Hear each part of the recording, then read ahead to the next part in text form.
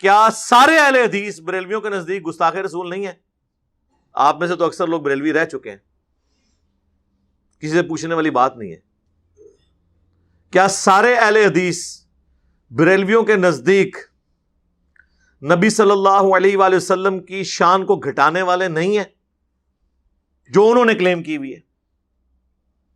کیا سارے بریلوی اہل حدیثوں کے نزدیک مشرک نہیں ہیں؟ ہاں جی۔ اور جو ہمارے اعلیٰ حضرت ہیں، کیا اعلیٰ درجے کا فتویٰ انہوں نے دیا ہے احکام شریعت کے اندر، اور یہ ان کے فتووں کی کتاب ہے۔ ان سے جب پوچھا گیا ہے وہابی کے ذبیحے کے بارے میں، تو انہوں نے کہا وہابی خواہ دیوبندی ہو، اہل حدیث ہو، رافضی ہو شیعہ، اور قادیانی بھی ساتھ لکھا، قادیانی کافروں کو ان کے ساتھ شمار کیا، یہ 1,00,000 دفعہ بھی اللہ کا نام لیں تو ذبیحہ مردار اور حرام ہی رہے گا، اور یہ مرتد ہے، یعنی کیا؟ واجب القتل، جی، یعنی دین چھوڑ گئے ہوئے ہیں۔ حالانکہ یہ ٹیکنیکلی غلطی ہے ان کی، کیونکہ دین تو تب چھوڑا ہوتا ہے جب وہ بریلوی سے اہل حدیث ہوئے ہوتے۔ جو پیدائشی اہل حدیث ہے وہ مرتد کہاں سے ہوا ٹیکنیکلی؟ اور میرا موقف ہے کہ پیدائشی قادیانی بھی مرتد نہیں ہے، وہ کافر ہے۔ وہ قادیانی مرتد ہوگا جو اسلام چھوڑ کر ہوا۔ یہ ٹیکنیکل غلطی ہے، اعلیٰ حضرت سے بھی علمی اختلاف۔ علمی اختلاف تو کسی سے بھی ہو سکتا ہے۔ اور پھر کہتے ہیں البتہ یہود و نصارہ کا ذبیحہ حلال ہے۔ یہ بات ان کی بالکل درست ہے، دوسرے والی، یہود و نصارہ کا ذبیحہ حلال ہے۔ اس سے آپ کو اندازہ ہو گیا کہ اعلیٰ حضرت کے نزدیک اہل حدیث دیوبندی اور شیعہ یہود و نصارہ سے بھی بدتر ہے۔ لہذا اب قادیانیوں کی فکر کرنا چھوڑ دیں، اپنی اپنی فکر کریں۔ آپ بھی اعلیٰ حضرت کے نزدیک قادیانیوں کی طرح ہی بدتر اور مرتد ہے۔ اور جو ملفوظات اعلیٰ حضرت میں انہوں نے فتوے دیے، اور وہ بھی پہلی جلد ملفوظات اعلیٰ حضرت کی اعلیٰ حضرت نے خود پڑھی ہوئی ہے اور ان کے بیٹے نے جمع کی ہے۔ باقی جلدوں میں تو اختلاف ہو سکتا ہے، پہلی جلد کے اندر یہ فتویٰ موجود ہے کہ جو وہابی ہیں دیوبندی اور اہل حدیث، ان کی مساجد کے بارے میں، ان کی نماز کے بارے میں، اور ان کی اذان کے بارے میں، کہ جماعت سے جب نماز پڑھا رہے ہوں تو ان کے پیچھے پڑھ لیں۔ انہوں نے کہا ان کی جماعت نہ جماعت ہے، نہ نماز ہے۔ پوچھا گیا مسجد کا، مسجد بھی عام گھروں کی مانند ہے، جس میں پوری زمین مسجد ہے، آپ نماز پڑھ سکتے ہیں، مسجد نہیں۔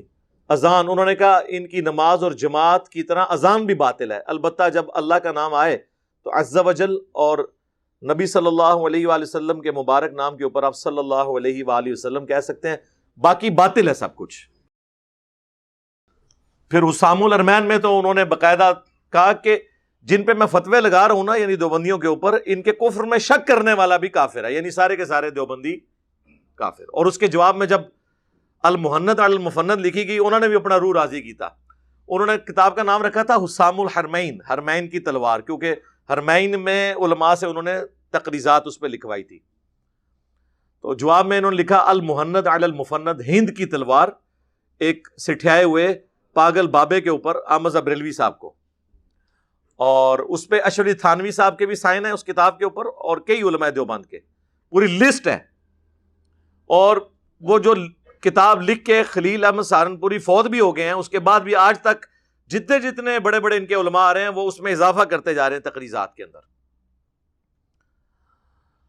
جو ہمارے مفتی صاحب کہتے ہیں میں تو درس نظامی کر کے فارغ ہو گیا تھا، مجھے نہیں تھا پتا المحند میں کیا لکھا ہے۔ میں نے تو اپنی زندگی میں اب تک، حالانکہ میں تو درس نظامی میں نے پڑھا ہے، میں نے المحند المفند کا ہمیں تو پتہ بھی نہیں تھا اس میں کیا لکھا ہوا ہے۔ یہ قصے پرانے ہو چکے تھے، یہ بحثیں ختم ہو چکی تھی، نئے سرے سے ایک پرانے قصے اٹھا کے امت میں آگ لگا دینا۔ تے پڑھیا کیا ہے پھر تو درس نظامی چ؟ قرآن بھی تانوں اسی آگے پڑھائیے، بخاری مسلم اسی پڑھائیے، ہن المحند بھی اسی پڑھانی ہے تانوں، خدا دا نام پھر پڑھیا کیا جے؟ اپنی کتاباں بھی نہیں پڑھیاں۔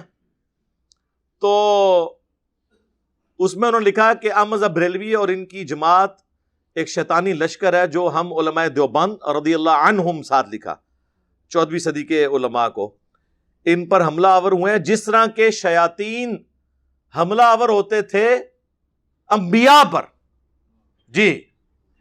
اور اس پہ انہوں نے سورۃ الانعام کی آیت کوٹ کی تو انبیاء کے مخالف شیاطین یعنی کافر شیاطین، ان کے ایکویلنٹ انہوں نے بریلویوں کو، ان کی پوری جماعت کو قرار دیا.